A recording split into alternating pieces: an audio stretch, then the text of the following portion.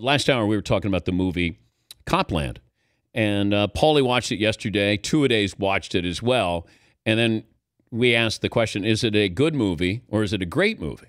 And it was 1997. She had some big stars in there: De Niro, Stallone. Who else did you have in there? Harvey Keitel. And Michael Rapaport was in the movie. So I said to Fritzy, I said, reach out to Michael, see if he'll join us here. And Michael joins us from Philadelphia. Michael, what were the reviews when that movie came out in 1997? What was the reaction to Copland? First of all, how you doing? And you should have said, you named De Niro, you said Stallone, Keitel, and then you should have said, and we have the biggest star on the phone. I would have appreciated if you introduced me as that. Michael, I called you first. I didn't call De Niro. I didn't call Stallone. I didn't call Harvey Keitel. I called you. The reviews on the film were good. They weren't incredible. I think there was so much hype. I remember they had a press conference for the movie before we even started shooting. There was so much hype in the film world for that movie. De Niro was in it, and Stallone was going to gain weight, and he was going to be sort of his return to his sort of Rocky-ish roots.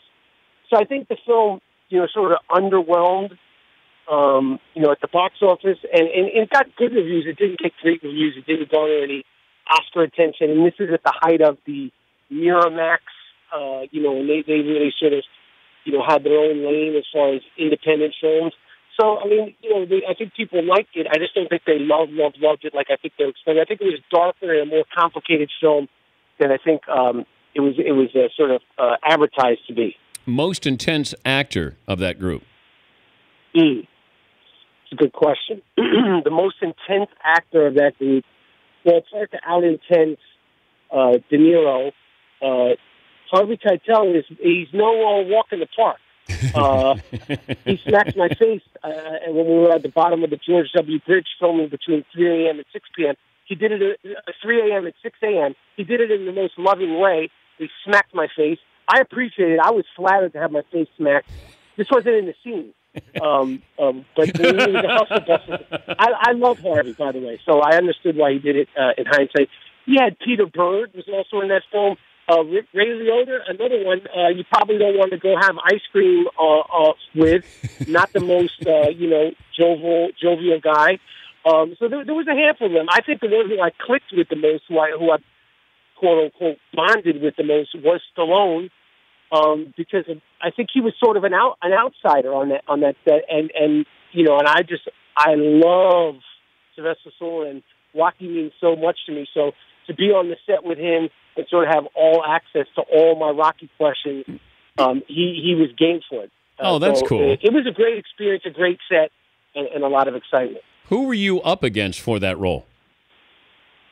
To be honest with you, I don't think I was, and I'm saying this, I wish I had more jobs like this. I don't think I was up against anybody. I think they were sort of picking the people they wanted. The producer, Carrie Wood, and I had a good relationship with him and the Weinsteins, and they came to me. And at first I was a little reluctant to do it. I don't know why. I thought I was cool or something, Dan. You go through these things when you're in your 20s, and everything's working. You don't have any twists or turns in your ankles. But once I couldn't believe when the first day set when I was there with all those guys. I couldn't believe it because I was literally having an hour body experience. But I was remaining very professional and focused at the task at hand. The scene in which they try to drown you, how many times did you do that scene? Well, they kept wanting to do it, and I don't know why. I don't know why Harvey and Peter Berg, why they wanted Arthur Nascarelli. I don't know why. They said we got it on the fourth take, and then we were doing like 57 takes, and they're like, I don't know if we really wanted to, really see what I was like, if I had like some, fish skills or underwater skills. We did it a handful of times. Everybody was cool and professional. I actually fell off the balcony of that pool when we were shooting it. We'll have you in studio here soon. I know you're shooting in Philadelphia, and maybe during basketball season we can talk about your new Knicks, the other super team in the NBA, Michael.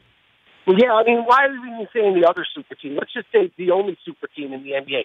Cleveland, Golden State. Who cares who you acquired? Who? I don't know who that is. New York Knicks are the only super team around. So I would love to come back. I'm in Philadelphia shooting this T-Cision campaign with Snapple. And Dan, I love your show.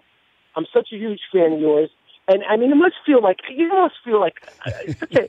I mean, the respect you get. You talk about a movie with all these stars, and then, boom, the biggest one calls you up. Awesome. It must feel great being you, Dan. I love your show. I love your columns. I'm a humongous fan, and I would love to Mike, come back I gotta to the studio, go. too. I got Keitel on hold here. I gotta go, Oh, Mike. Jesus. Okay. Great. Thank you, Dan. All I right. appreciate All right. that. That's Michael Okay, bye. Rapaport, the movie Copland, 1997. The Dan Patrick Show, weekday mornings on Audience.